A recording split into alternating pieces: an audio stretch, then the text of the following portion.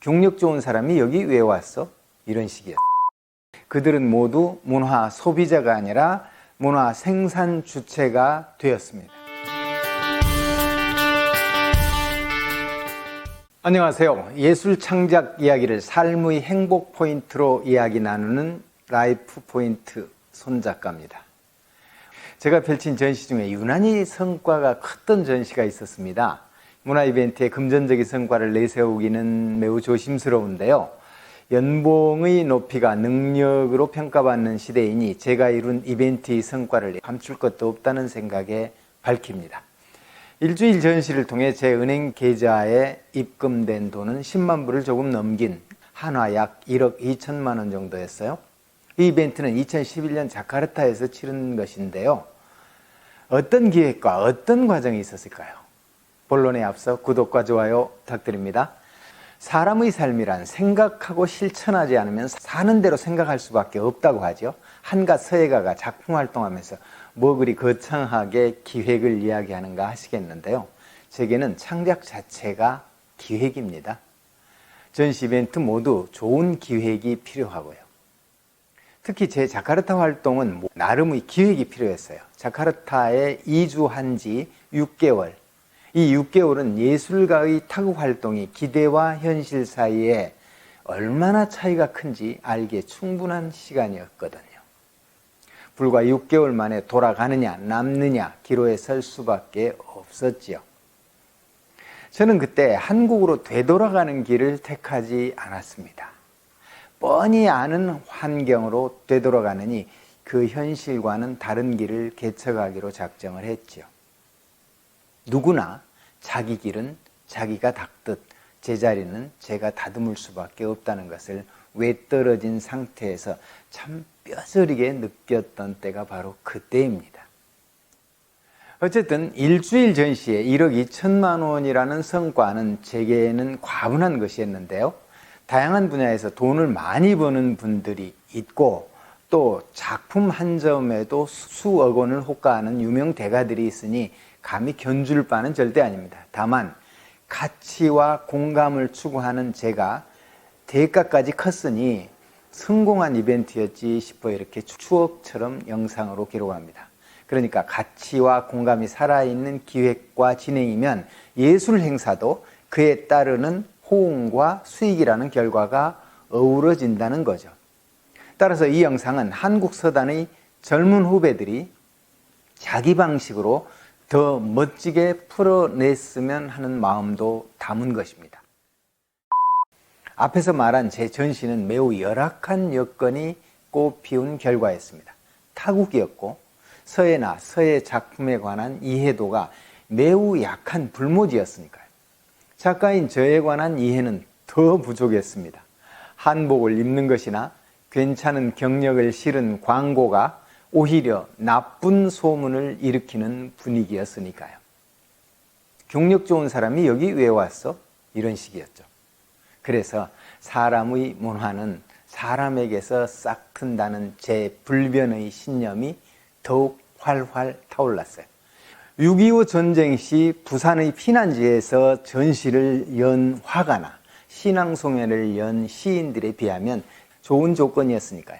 공감을 소홀히 하지 않는 기획이라면 어떤 환경에서라도 결과가 따라온다는 의미입니다. 그런 의미에서 이 영상은 코로나19로 인해서 기죽어 있는 한국의 서예가들에게 힘내자는 메시지입니다.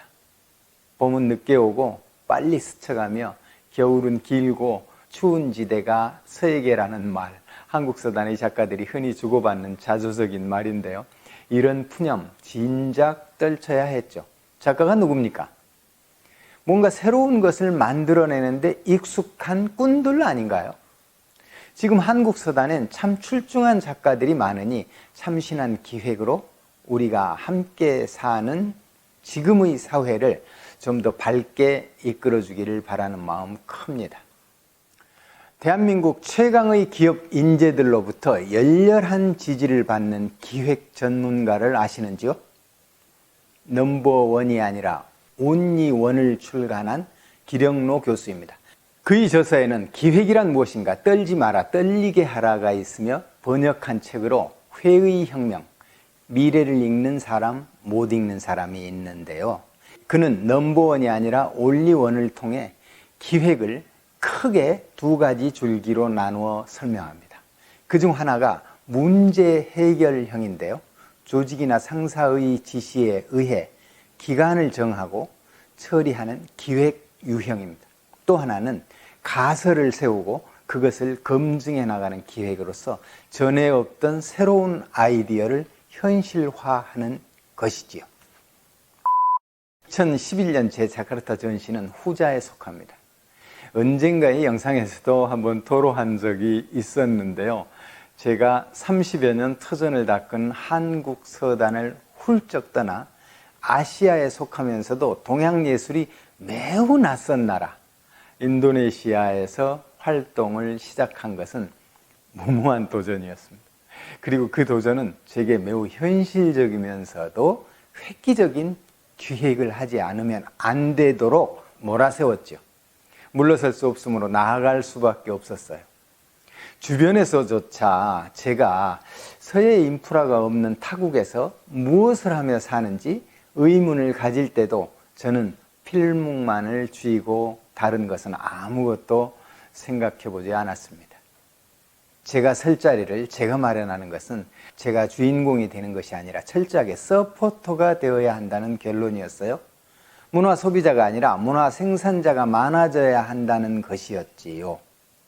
그래서 함께 나아가자고 기획한 이벤트가 제가 성공한 이벤트로 자평하는 도처교학이었습니다. 시작부터 마무리까지 1년 타국 인도네시아의 한국인들이 배우고 가르치며 더불어 성장하는 것에 초점을 맞춘 기획이었습니다. 타국살이들의 문화융합, 즉 가르치고 배움이 주제였죠. 핵심은 기업 운영 현장이나 타국에서 자녀를 교육하는 분들의 체험을 글로 모으는 것이었습니다. 귀한 체험을 담은 50여 편의 글이 모였죠. 저는 역시 같은 주제로 작품을 창작하고 책 출판 기념회와 함께 전시를 열었습니다. 50명의 공저자가 탄생되었고 그들은 모두 문화 소비자가 아니라 문화 생산 주체가 되었습니다. 그들이 문화 생산자가 되니 소비자는 누구였죠? 바로 그들의 이웃이었어요. 호기심 반, 놀라움 반으로 줄줄이 행사장인 자카르타 한국문화원을 찾아왔습니다. 물론 이 성공은 이에 앞서 유사한 종량으로 기획하고 진행한 5번의 이벤트가 바탕이 되었습니다. 이 5개 이벤트 이야기도 차츰 영상으로 기록해야겠네요. 끝으로 제가 생각하는 기획과 계획의 차이를 간단히 설명해 보겠습니다. 저는 기획이란 기획 대상을 정밀히 파악하고 목적을 분명히 하는 것이라 생각을 합니다. 성공을 위해 가장 적합한 실천이 무엇인지 설계하는 것을 포함하고요. 그럼 계획은 뭘까요? 기획하는 것을 완성하는 구체적인 사업 계획과 단위 사업 계획이겠죠. 여러분은 오늘 무엇을 기획하고 어떤 계획을 세우시는지요? 삶이 큰 변화 없이 늘 그날인 것 같기에 사라지는 대로만 살지 않으려면 무엇인가를 새롭게 생각하고 실천에 옮겨야 하지 않을까요? 제가 유튜브 크리에이터 활동을 하는 것은 어제와 오늘이 조금도 다를 바 없지만 채널명을 바꾸고 새로운 기획에 돌입한 이유이기도 합니다. 우리 서로 인생의 포인트를 멋지고 아름답게 찾아내는 오늘이기를 바랍니다. 이상 작품 창작 이야기를 삶의 포인트로 풀어내고자 하는 라이프 포인트의 손작가였습니다. 이 영상 이웃과 공유도 부탁드립니다. 시청자 여러분의 행복하심을 빌며 저는 또 다음 영상 열심히 준비해서 찾아뵙죠. 끝까지 시청해 주셔서 감사합니다.